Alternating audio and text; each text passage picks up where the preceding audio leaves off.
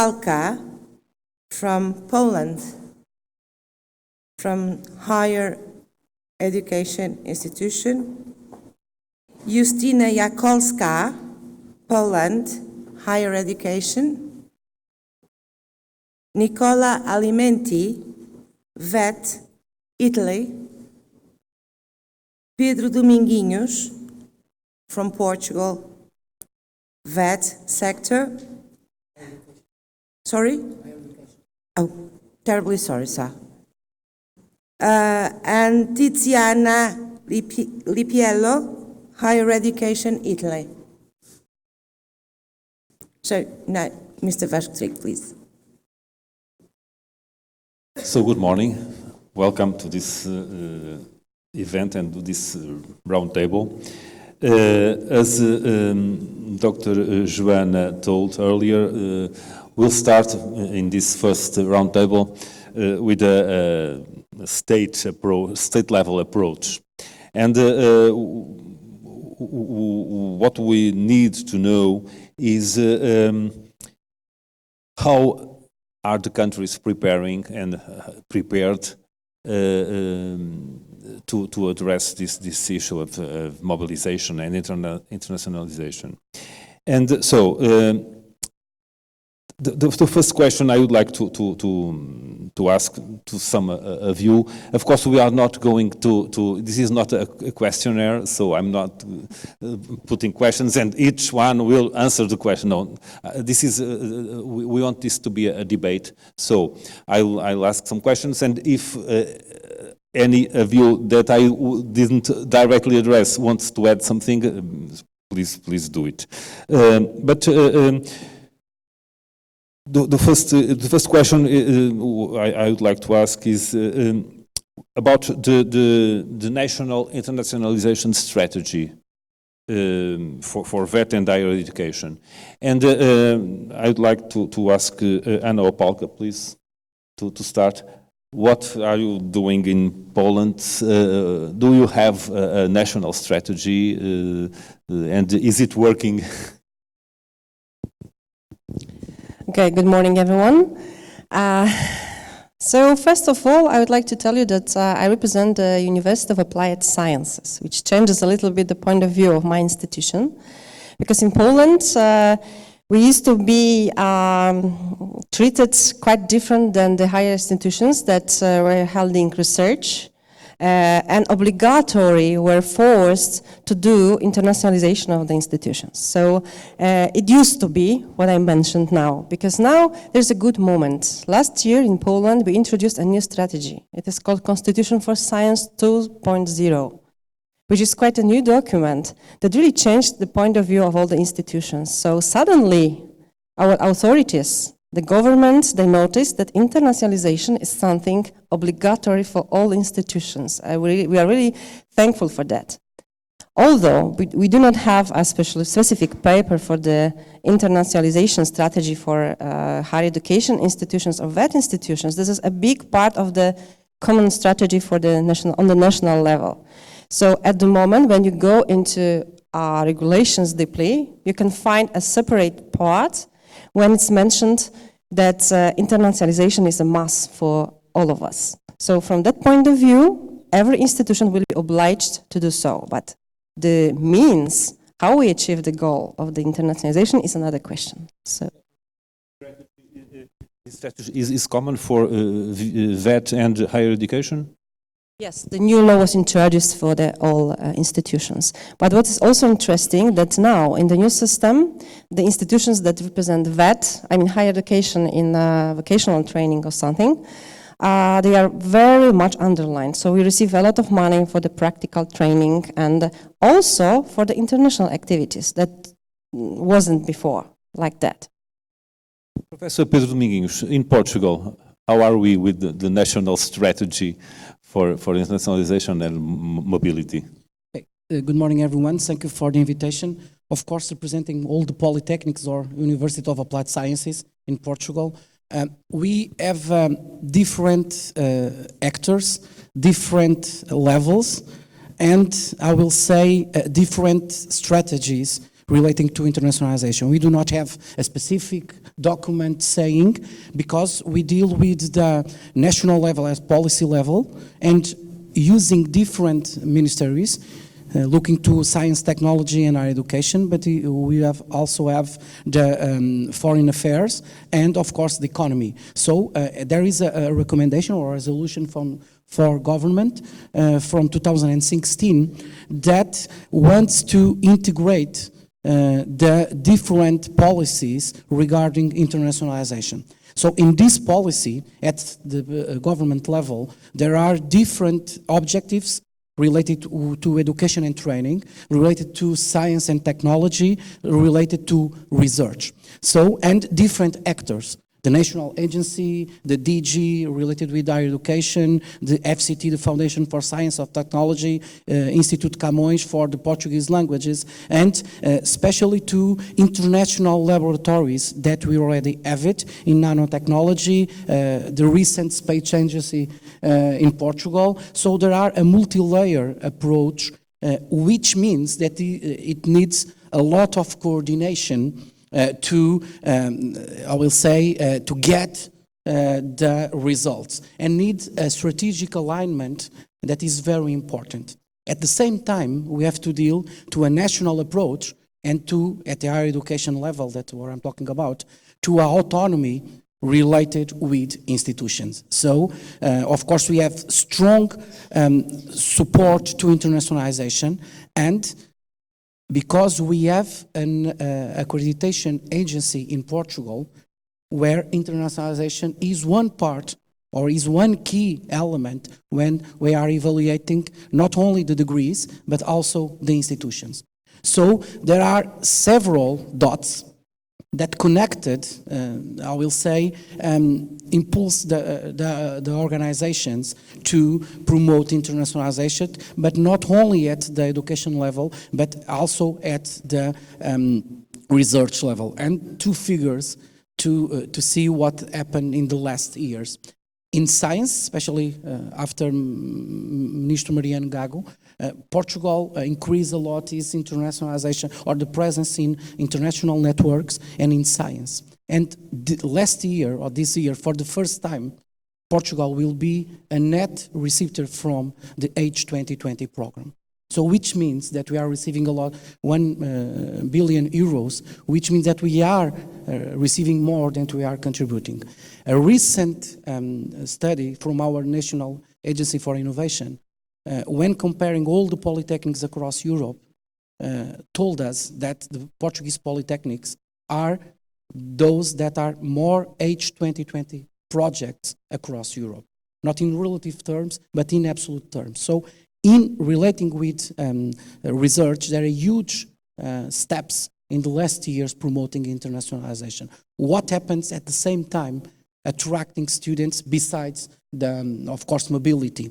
We are receiving a lot of international students, and there are institutions, for instance, Bragança or Castelo Branco, that Bragança has 25% of these students are foreign students, which means that all the community had to prepare for this kind of strategy. Do you think it would be useful that, like in Poland, there would be one strategy, national strategy, or is it better to have several strategies? I'd say, as you mentioned. I think the challenge is to coordination. Yeah. We have several activities because, of course, the institutions have several missions, but at national level, there are some priorities that are defined. Just 2 or 3 quick examples.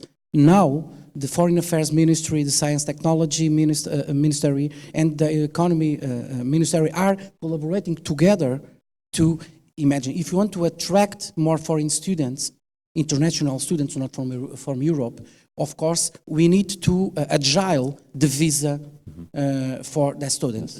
So the foreign affairs are working together. If you want to internationalize Portuguese firms, we have to put science and technology within the firms. So higher education here needs to be needs a coordination of all these issues. And of course, besides Europe, there are other strategic options imagine polytechnics, universities, and the ministries are in a, I will say, a road show to Portuguese communities to attract Portuguese students to study in Portugal.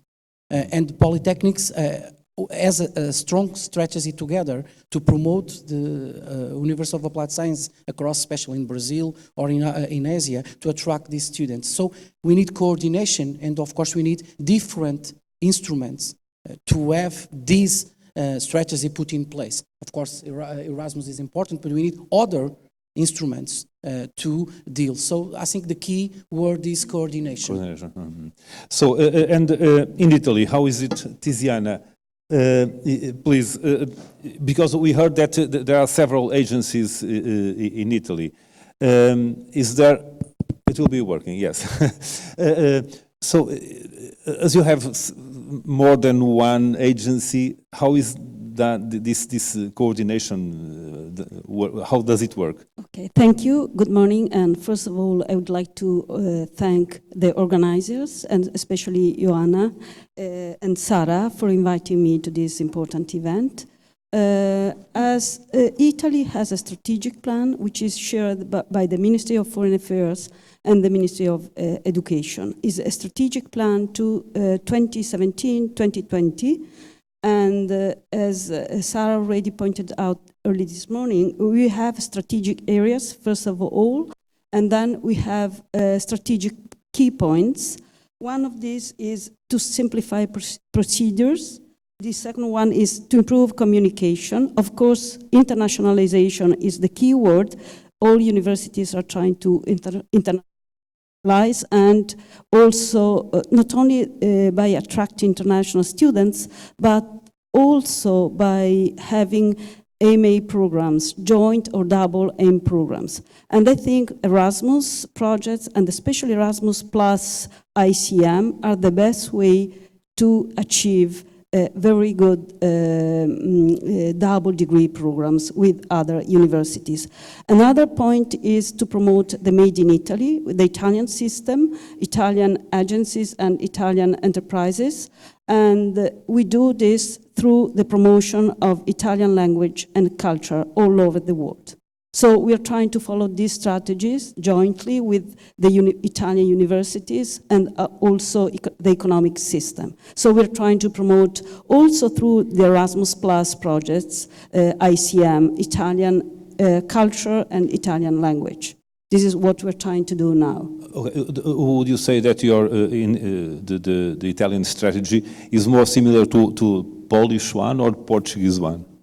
Maybe the Portuguese one. Yeah. Maybe, yes. We also have as strategic areas the Mediterranean, the Balkans, Russia, and Central Asia and East Asia. Okay, and also India, of course. Tiziana, you come from higher education, but Nicola is from VET. Is it easy to deal, and do you need a separate strategy for VET, or is a common strategy? Good morning to everyone, and thanks to everyone as well. In VET, in Italy, actually, I'm representing a vocational provider in Piedmont, and as you said before, there is a structural problem because free agencies, different strategies. Our national agency is INAP for vocational education and training. Part of vocational institutes are under INDIRA, and then Youth World is under ANG, the Youth National Agency. So actually, there is, as my colleague from the University of Venice said, there is a plan from the MUR and the Foreign Affairs Ministry that relate mainly with outside Europe strategies to attract talents, export made in Italy and so on. So this is a process led by companies, universities, research. In that, we are still a level below, because in Italy we have 20 regions and the vocational education and training is a regional competence. So we have 20 vocational systems in Italy. And so we really miss a strategy in that, but in internationalization as well, because internationalization for vocational school, secondary school is included in the National Operative Program for schools, which is financed by European Social Fund, European Development Fund. And it includes mainly focus on language teaching of teachers and exchange of assistants and reaching the ET 2020 objectives in terms of number of graduates, people going abroad in mobility, the 6% in VET, 20% in higher education, and on all these other European strategic goals, but not focus specifically on that. So that's the main problem, but I don't think that we should think and act in the system separately, because higher education have a 30-year experience in Erasmus. They are leading internationalization policies in Italy, and so more than making that a separate thing, I think the best will be to include, to cooperate with, so to make that and higher education together. So the idea of, and thanks for the organizers of this TCA, of merging together VET and higher education in unique TCA, for me means that you want us to stay together, and so we will do things together, but institutions need to plan together as well. Okay, Justina, in Poland, how do you deal with applied sciences and universities? Is having a one strategy, on national strategy, is it good for applied sciences as well, for VET? Good morning. Thank you for the invitation.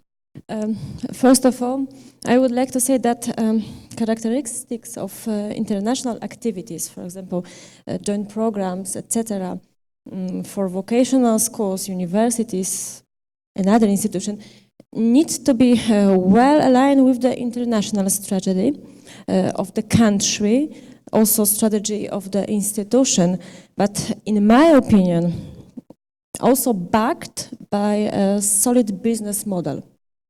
So the national strategy should only set, let's say, the framework of internationalization of WET or for higher education institution. But in my opinion, we should search, it is necessary to search for effective patterns of management of internationalization, related to the type of institution and of course to our main goals and our mission, because in my opinion totally different mission is of a higher vocational institution like our University of Applied Sciences, and maybe totally different mission is of academic institution. They need more science, they need more research projects, yes? We are thinking maybe more than other institutions about practical training. According to new law in Poland, we have to find partners, we have to find in our socio-economic environment partners who help us organize half-year practical training for our students. So it's hard to arrange everything together. Of course, for us is the future, but now we just to think about this, how to manage this, yes? But having only one strategy, national strategy, is it an obstacle or will it help to reach your goals? I just want to clarify, because this national strategy, which we are mentioning all the time that it's one, I was mentioning for the higher educational institutions. Okay. So both VET at higher educational institutions and higher educational. So for VET themselves, I mean the schools on the secondary level, there is another issue, okay? So in that meaning, it should be separated, and it is, okay? So just make sure that everyone knows. Thank you. And in Portugal? You'll have this one. Okay, in Portugal, first of all, I would like to thank the invitation to the Ministry of Labour. And in Portugal, there is not a formal and unique strategy for VET, for the internationalization of VET. It depends on the institutional approaches to it. And so if internationalization means mobility, and then Portugal uses Erasmus to promote the internationalization of all these trainers and trainees and students in VET. If we talk about internationalization of programs and curricula and so on, we don't have a strategy for Europe, except Erasmus, of course, but we have a different approach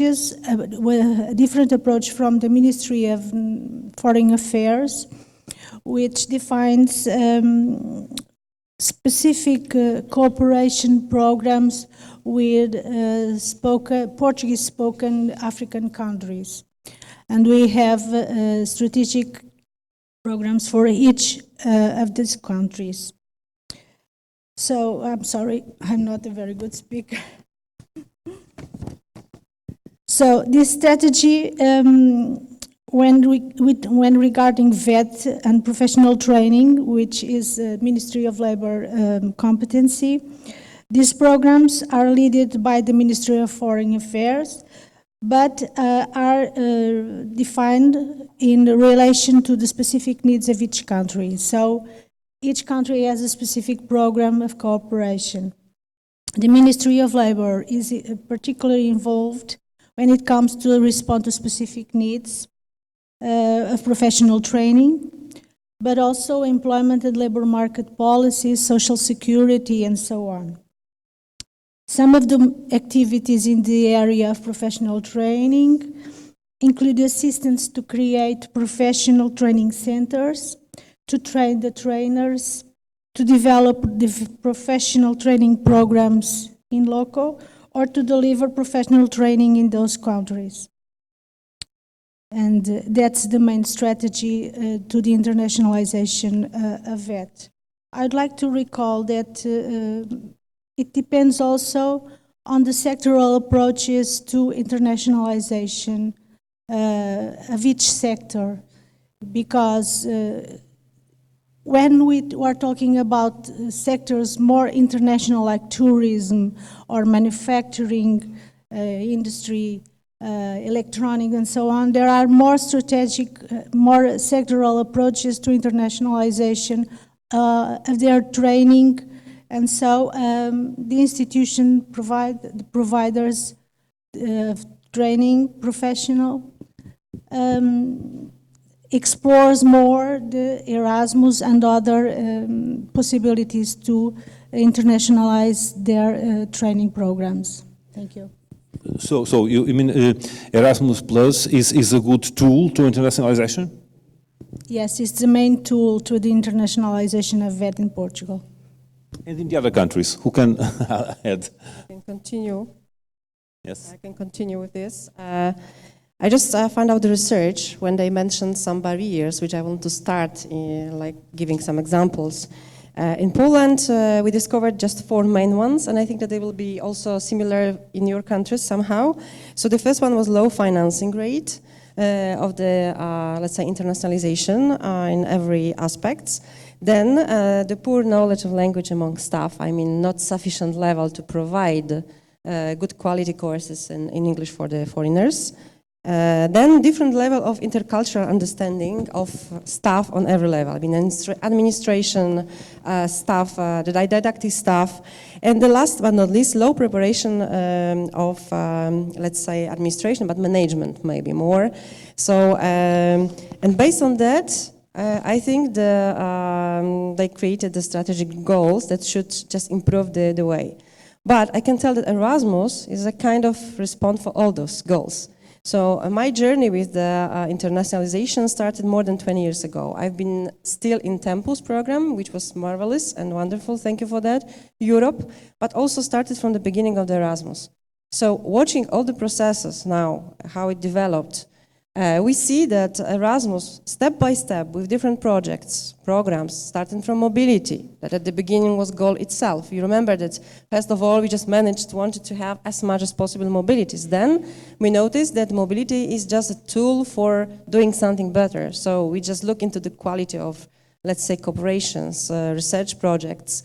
And I think that developing different stages of Erasmus. We are developing our, let's say, our country's internationalization strategies. I can tell, just summarizing and giving place to the others, that without Erasmus, I think now, from my perspective, it wouldn't be that much international approach within our institutions, I think in all countries.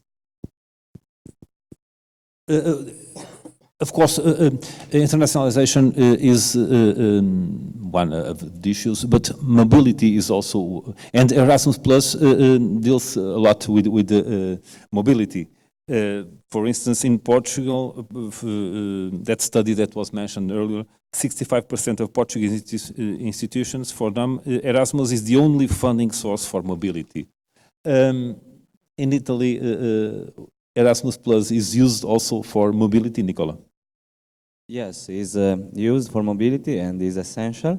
Also, is if there is something that the national agency said in the beginning, Italy, some region, as is under regional competence vocational training, already use European Social Fund to grant mobilities, excluded, complementary to the Erasmus Plus program. So actually, maybe it was like the PLM, the XLLP PLM, so the long-term mobilities for graduates, for example, or international courses for vets, so specific for vets, to be possible for us too to do something like joint master degrees, because we need to as well share international programs with other institutions, and also teachers, staffs, and companies, trainers, operators. So, and this is an example of Piedmont, but I know there are other examples in other regions that use the European Social Fund, and from what I understood, is under speech the possibility for the future, for 2021-2027, to verify how European Social Fund can integrate Erasmus Plus application list, because in Italy nowadays in VETS the approval rate is 91. Only a small percentage of schools that ask for mobilities get the grant, but all the others 90, 85, 80 are good quality applications, so they deserve a grant. So the point is how to structure the next programming period to increase this, because Erasmus is obviously a key asset for internationalizing vocational education institutions, but also universities, and I leave the floor to my colleague, but it's not enough. Pedro Domingos, you are from Instituto Politécnico Setúbal, but also president of the council of all the technological institutes.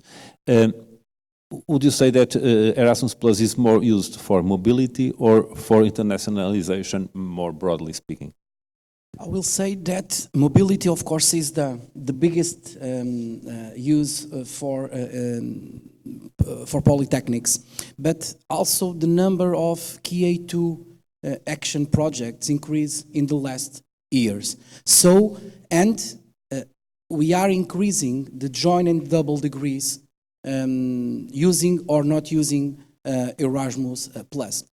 For instance, we have several agreements with Brazil with double degrees that are not using the Erasmus Plus. And in Portugal, we have a specific situation related with a private bank that finance a lot of universities and polytechnics. So we have projects and we have mobility, especially with Latin America, that increases a lot the number of activities.